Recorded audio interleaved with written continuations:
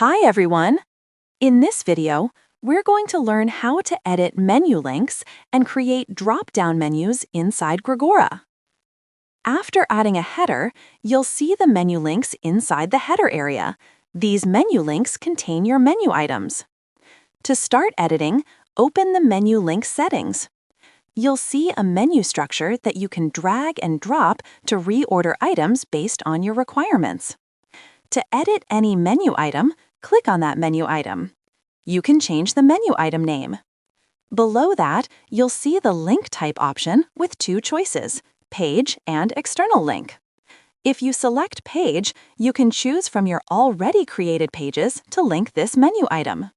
If you select external link, you can enter any external URL and configure its linking options accordingly. Once you've made your changes, click on Update Menu. Your updated menu items will now be reflected in the header. To create a drop-down menu, drag a menu item and drop it inside another menu item in the structure. This will convert it into a child item and create a drop-down under the parent menu item.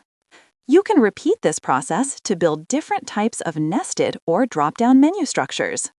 This way, you can even create multi-level nested menu items. To add a completely new menu item, click on Add Menu. Name it, choose the linking type, and add the menu item. After this, use the Layout, Size, and Settings.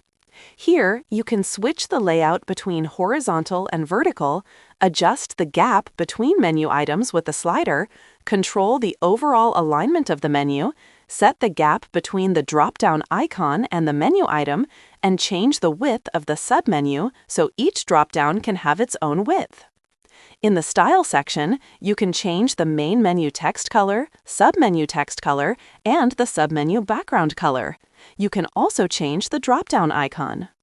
Typography settings let you adjust font size, line height, letter spacing, word spacing, text transform, and text style for the menu items.